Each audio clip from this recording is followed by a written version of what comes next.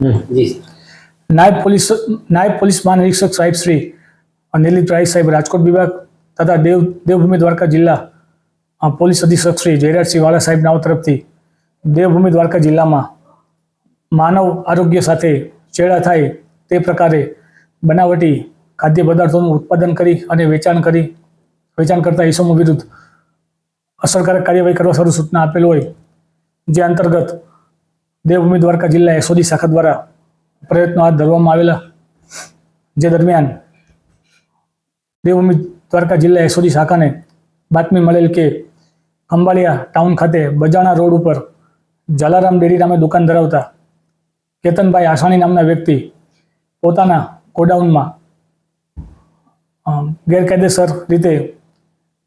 Dairy products છે એનું ઉત્પાદન કરે છે, સંગ્રહ કરે છે તેમજ વેચાણ કરે છે તેવી હકીકત મળતા food and drug inspector Shri Gujar સાહેબને સાથે રાખી એસઓજી શાખા દ્વારા જલારામ ડેરી ખાતે ચેકિંગ કરવામાં આવેલ,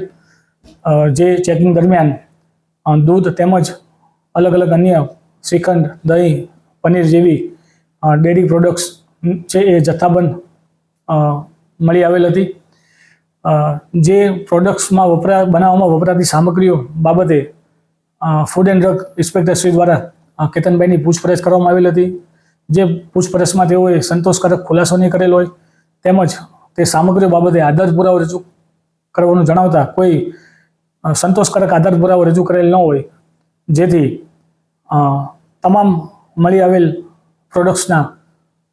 સેમ્પલો કબજે કરી લેબ ટેસ્ટ માટે મોકલી આપવામાં આવેલ, તેમજ જલારામ ડેરી ખાતેથી મળી આવેલું 54 કિલો જેટલું પનીરનો જથ્થો જે છે એ પ્રાથમિક તબક્કે જ અખાદ્ય હોવાનું જણાતા તેનો નાશ કરવાની કાર્યવાહી કરવામાં આવેલ. ઉપરાંત પનીર જેવી વસ્તુઓ બનાવવા માટે વપરાતા એસિટિક એસિડ કે જે ફૂડ ગ્રેડનું હોવું જોઈએ તે બાબતે પણ કેતનભાઈ કોઈ ખુલાસો નહીં કરી શકેલા, જેથી તેને પણ શંકાસ્પદ ગણી સીઝ કરવામાં આવેલ. આ ઉપરાંત 648 કિલો જેટલો સ્કીમ્ડ મિલ્ક પાવડર પણ ગોડાઉન ઉપરથી મળી આવેલ હતો, જે બાબતે પણ ડેરી માલિક કોઈ યોગ્ય આધાર પુરાવા રજૂ કરી શકેલ નહીં કે કોઈ ખુલાસા કરી શકેલ નહીં, જેથી તેને પણ શંકાસ્પદ ગણી અને સીઝ કરવામાં આવેલ. આમ કુલ 2,37,500 રૂપિયાની કિંમતનો મુદ્દામાલ છે એ ફૂડ એન્ડ ડ્રગ વિભાગ દ્વારા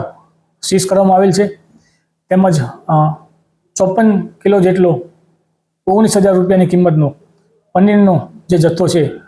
એ અખાદ્ય ગણી અને નાશ કરવામાં આવેલ છે. કબજે કરેલ તમામ મુદ્દામાલના સેમ્પલો લેબ ટેસ્ટ સારું મોકલી આપવામાં આવેલ છે, જે બાબતે ફૂડ એન્ડ ડ્રગ વિભાગ દ્વારા આગળની કાર્યવાહી હાથ ધરવામાં આવેલ છે.